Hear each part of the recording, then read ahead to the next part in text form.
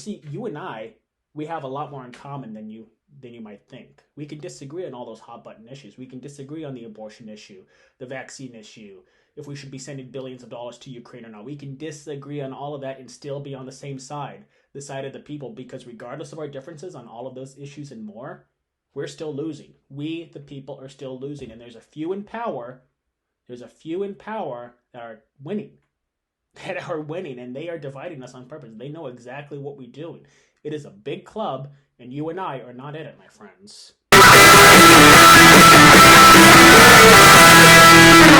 Hello, and welcome to episode 2 of A Plea to Humanity. My name is Corbin Sable, and have you noticed how everything is getting worse for everybody? Things are probably getting worse for you as they are for me. So in this video, I would like to talk about the why things are getting worse, but not only about the why, but what can we, the people, do about it? What can you and I do about it to make our future better, to stop things from getting worse? But first, we're going to watch this quick video of this girl that I found on Twitter ranting about how things are getting worse around her. Y'all, tell me why. Just, why am I still living paycheck to paycheck? Why? My job pays, like, a decent amount of money. Like, very median, very average. But, like, I should be able to live on this. This is a good salary. I saw an 18-pack of eggs for $13. I walked in to the Walmart like a few days ago. I bought standard necessities, Ziploc bags, tin foil, eggs. So tell me why I walked out of there having spent $70. 70! 70! My partner and I make $120,000 combined. That's good.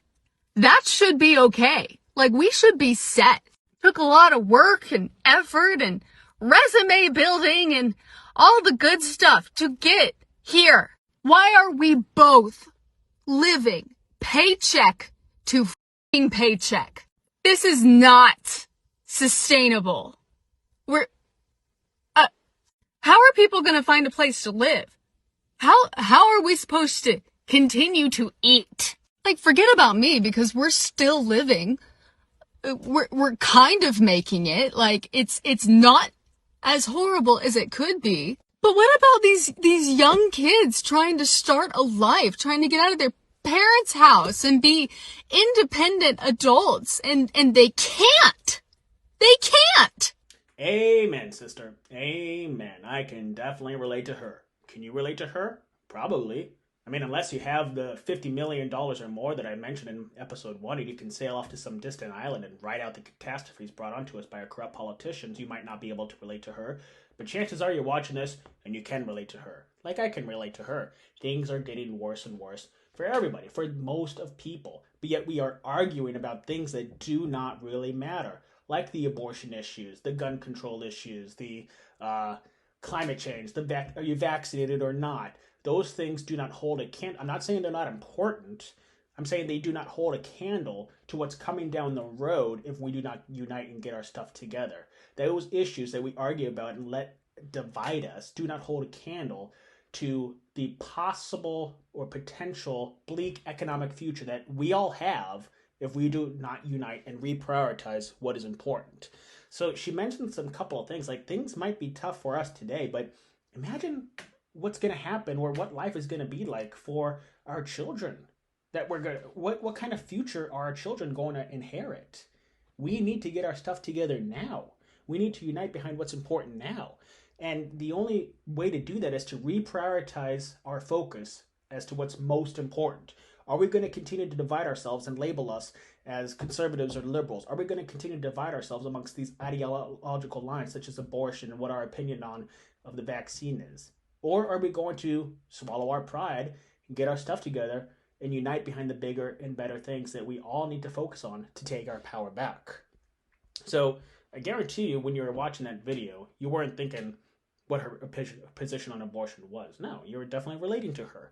So you see, you and I, we have a lot more in common than you might think. We can disagree on all those hot button issues. We can disagree on the abortion issue, the vaccine issue, if we should be sending billions of dollars to Ukraine or not. We can disagree on all of that and still be on the same side, the side of the people, because regardless of our differences on all of those issues and more, we're still losing. We, the people, are still losing. And there's a few in power. There's a few in power that are winning. And they are dividing us on purpose. They know exactly what we're doing. It is a big club, and you and I are not in it, my friends. So, I'm going to talk about a few things that are pretty important. Number one, things are not necessarily getting more expensive. I know it's easy to think that things are getting more expensive. You see prices rising in the grocery store, gas prices are going up, and we automatically think, oh, things are getting more expensive. That's true in a sense, but that's not the whole truth. The way I like to see it, things aren't getting more expensive. Rather, the purchasing power of our dollar continues to devalue. And why is that? The purchasing power of our dollar continues to devalue because of one thing: inflation. Now, when you look at what causes inflation, you're going to find a couple of things like demand pull inflation or cost push inflation or something like that. But one thing that might be difficult to find as to what causes inflation is inserting excess money into our money supply. You see, when more money is inserted into the money supply, more money is chasing the same amount of goods, and the dollar just continues to devalue. All right, and our federal government, with the help of the Federal Reserve, has been doing this for over 100 years now. They've been putting more and more money into the money supply, which is devaluing our dollar. So if you have not ever heard of the Federal Reserve, that is very important for you to understand what the Federal Reserve is. It is an institution created in 1913 to centralize it is a centralized bank, all right? And it is the one driving factor that is causing our economy to get worse and worse over time. It is the one driving factor that is causing our dollar to devalue over and over and over. Look at this. We're going to go ahead and take a look at this chart. Here is a quick look at the purchasing power of the US dollar. As you can see, it starts in 1913 when the Federal Reserve Act was created, a central bank with the ability to manage the country's money supply. And from there, it has gone down and down and down and down to where we are today, to where the US money supply grew by 3.8 trillion in 2020, equal to 20% of all dollars ever created. So this is going to be a hard truth for the people out there who like to vote Democrats. This is going to be a hard truth to swallow. The Biden administration has printed so much money and has inserted so much money into the money supply over the past, couple of years, that I suspect that is going to lead us into a hyperinflation, so to speak. As you can see right here, the U.S. money supply grew by $3.8 trillion in 2020, equal 20% of all dollars, roughly 20% of all dollars that were ever created was created within the past 18 months, 24 months, something like that. That is, I cannot begin to describe how impactful that is towards our economic future. So that is the driving cause for why things are getting more expensive, is because the government, with the Federal Reserve, a private bank, by the way, is inserting too much money into the money supply. Do a quick recap here. If the central bank prints more money, you would expect to see a rise in inflation. This is because the money supply plays an important role in determining prices. If there is more money chasing the same amount of goods, then prices will rise. Hyperinflation is usually caused by an extreme increase in the money supply. So, we used to be on the gold standard, where a dollar bill was a dollar's worth in gold. Here it is. The gold standard is a monetary system where a country's currency or paper money has value directly linked to gold. With the gold standard, countries agree to convert that paper money into a fixed amount of gold. A country that uses the gold standard sets a fixed price for gold and buys and sells that gold at that price. So a dollar bill was a dollar's worth in gold. Now, a dollar bill is just essentially faith in our economy. And we just agree that a dollar holds the same value, and $5 on a $100 bill, and so on and so forth. If you're holding a dollar bill in your hand, it's essentially worthless. It is essentially worthless. It's just a piece of paper. So that's why things are getting more expensive. That's the leading cause for inflation, and that is one of the things that we need to unite behind. And this is a problem that Democrats and Republicans cause. All right, when Republicans are in control, this happens, and when Democrats are in control, this happens. Granted, The Biden administration has been doing it at an increased rate than prior administrations in the past, but when the Republicans were in control during the Trump administration, this happened. It happens regardless of what political party is in power. And that's one of the things they don't want us to unite behind. They are both wrecking our economy, and they want us arguing about the abortion issues, the vaccine issues, or if we should be sending billions of dollars to Ukraine or not. So the way I see it, there is enough wealth in this world for everyone to be living comfortably. There is. There just is. You cannot make me think otherwise. There is enough wealth for everyone in this world to live a comfortable lifestyle. But we don't have that. The people don't own the wealth because there's people out there that are hoarding wealth. There's either governments that are hoarding this wealth, or there's private people with their businesses that are hoarding this wealth. Now, there might be good points or good reasons for both of those. I mean, let's just look at this clip of the Bank of England here. The gold here is a store of value. It is globally recognised. People want gold, so it creates a market in itself. It doesn't change value as much, for example, as currencies. This is a lot more durable than investing in chocolate or something like that.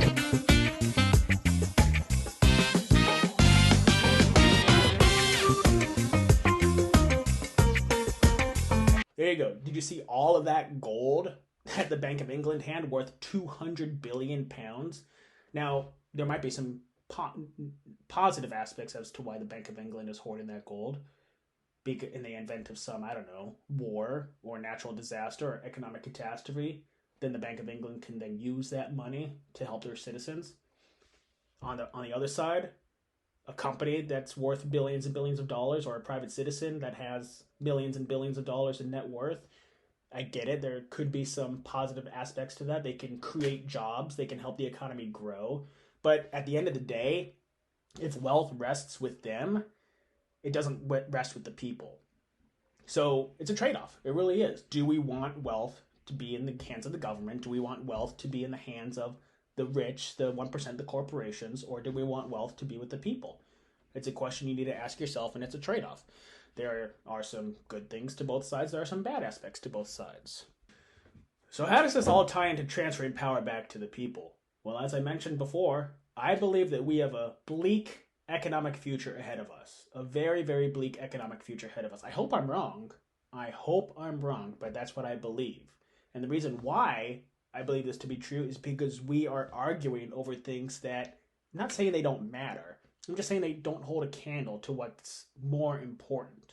The abortion issues, the vaccine issues, the climate change issues. They want us divided and arguing over things like this. I will never understand how the vaccine got so politically polarized. How if you didn't get it, you're a Republican, and if you got it, you're a Democrat. Or if you voted Democrat, you should have gotten the vaccine, and if you vote Republican, don't get the vaccine. That will never, ever make sense to me, but it happened because they used their friends in the media to divide us, to keep us divided, to keep driving that wedge between the people so we do not focus, so we don't unite over things that really, really matter, such as transferring power back to the people. There are so many things that we have in common, my friend. There are so many things that you and I are both going to have to deal with, regardless of who we vote for. All right, wealth is going to continue to transfer to that ruling class, which is a combination of both government and the private sector, by the way. So the conservatives and the progressives have a lot in common, right? They just don't see it yet. The progressives are saying the ruling class is the rich 1%, the corporatists.